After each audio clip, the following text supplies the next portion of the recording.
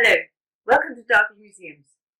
My name's Tessa and I'm going to be leading this session on climate change and words and word art. Now, climate change is quite an important issue facing the world at the moment, so you often hear about it in the news. Before we get discussing what kind of things you can do to help stop climate change from happening, I want to just remind you a little bit about what it is and what causes it. So here, I've got a picture of the Earth that I've coloured in here, and here is a little drawing of plants on the Earth and animals and man on the Earth. Okay, now people and animals breathe in oxygen, which is in the air, and they breathe out carbon dioxide into the air. Plants, on the other hand, take in carbon dioxide and breathe out oxygen. So, as you can see, there's a cycle going on where plants give out oxygen that animals and humans breathe in. Animal and humans give out carbon dioxide, the plants breathe in. Okay, so because the Earth has been around for millions of years, they've built up a little atmosphere, there we go, of carbon dioxide and oxygen, and it forms a little blanket around the Earth which keeps it warm so that the water doesn't become ice and things like that. Now, during the millions of years that plants and animals have been on the Earth, if animals have died, some, very few, become fossils. Plants that die, some become fossils, like some trees, but far more become fossil fuels. And the fossil fuels are coal, or they could become natural gas, or they could become oil. Okay? Now, a couple of 100 years ago, people discovered that if they use these fossil fuels and start burning them, they can produce energy, and that energy can be used to heat things, or consequently to provide electricity, or to provide fuel for cars and things like that. So we started digging up those fossil fuels and using them in transport and cars, using them in factories and to heat our homes. But they would release carbon dioxide at the same time. Because they were the dead plants, the carbon dioxide was released. And they weren't, it would increase the number of plants alive so that the carbon dioxide in the atmosphere built up. There was suddenly more carbon dioxide than oxygen. The carbon dioxide has formed a blanket around the Earth, which is keeping it even warmer. Okay, so what this warmth is causing the problems that we're seeing now, which we attribute to climate change, like floods and fires and droughts and things like that.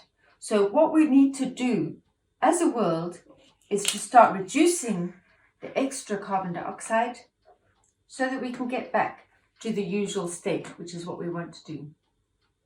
Now, that sounds quite a big challenge, doesn't it? And it is quite scary, but there are 3 ways we can start thinking of ways to stop climate change. So, the first one, prevention. This is something that lawyers and laws and leaders will do. They will say, for example, if you drive a car, it has to only release a very tiny little bit of carbon dioxide or none at all. If you have a factory, you have to reduce your emissions, they're called. Okay, so that we can't really do much about as individuals. The second one is innovation. That's quite an exciting thing. That's ideas. These are the kind of ideas that enable us to use wind to generate energy and electricity, or solar power from the sun, things like that. So innovation, we need good brains. We need people to come up with good ideas. And the third one is people's action. Now that's where we play a part. We can do things that will reduce the amount of carbon dioxide that goes into the air. Okay, I've come up with some ideas of the kind of things that we could do, you and I. For example, when we use heating for our houses, it uses a lot of natural gas or it uses electricity, and that production of the electricity releases carbon dioxide. So if we use less heat, we will reduce the amount of carbon dioxide going into the air. One way of doing that is if we close the house doors. When we go out, instead of leaving the door open, you close it so that any heat inside won't escape to the outside. That's quite an easy one, and it's one we can do. Again, if we heat up water, that uses quite a lot of power, doesn't it? So if we have baths that are a little bit shallower, or if we have showers and we stand in the shower for slightly less time, we'll release just a little bit less carbon dioxide. Other things that use electricity that we could reduce: switch off our lights. If we leave a room and there's no one else in the room, well, let's switch off the light, and that'll save a little bit of carbon dioxide getting into the air. Again, if we've been watching TV and we suddenly leave to go and have something to eat, if there's no one watching the TV, well, switch it off. And then, of course, there are the three that you might remember from the signs around your school and around the towns, which is reduce, recycle, and reuse. That means reduce. You want to reduce the amount of stuff that we use in our everyday life, because everything uses power to make it. So if we can use less and throw less away, that'll help reduce the amount of carbon dioxide. Again, if we reuse things like bags and toys, we can share with other people. We can keep reusing bags and things again and again and again.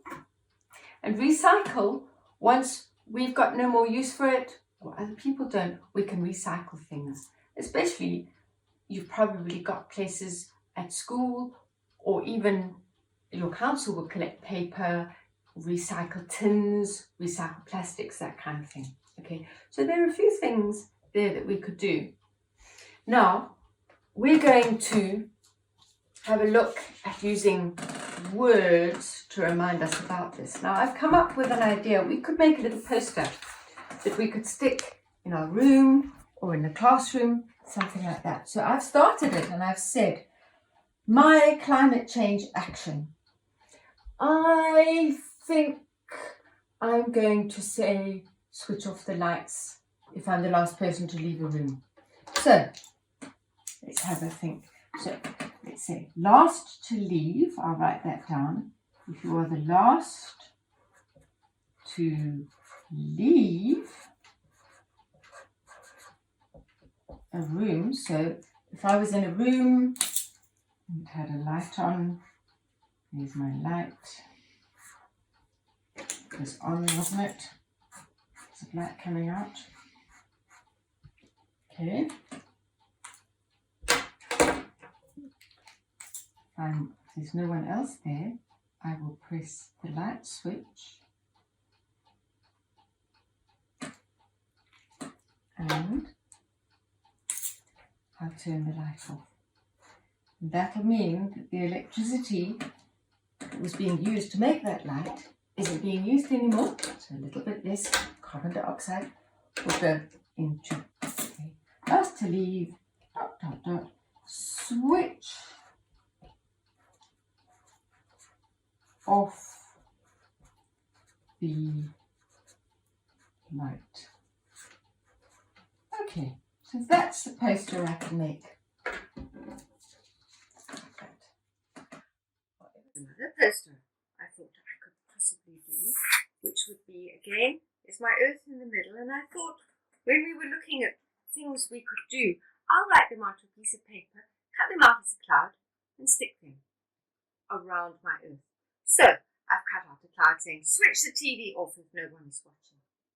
I've got one saying reuse, Remind me to reuse things instead of throwing them away. Close doors to keep the heat in. Reduce the amount of things I get and I use. Okay? Switch the lights off when you leave. Use less hot water. Recycle. All ideas that I could do probably quite easily. And the last thing I thought you might want to try is do a whole word art picture. So what I've done here is I've drawn a tree out of words. And I've made the trunk climate change. And up for the tree I've used green and blue pens, and I've written ideas that I can do people action to stop climate change. I can reduce, close doors, turn off lights, throw less away, keep the heat in, recycle paper and plastic, take a shorter shower, things like that. So those are some ideas of things you can do to stop climate change, just a little bit, and you can think, oh, but it's such a little. But then think, if you switch a light off, you save a little bit of carbon. If everybody in your town or everybody in Derby switched their light off, everybody in Derbyshire, everybody in England, everybody in the world, you can just think that in fact it will start making a difference. And that's how we're going to stop climate change and get the earth back to a cooler, nicer place to live. Thank you very much, and good luck with your posters.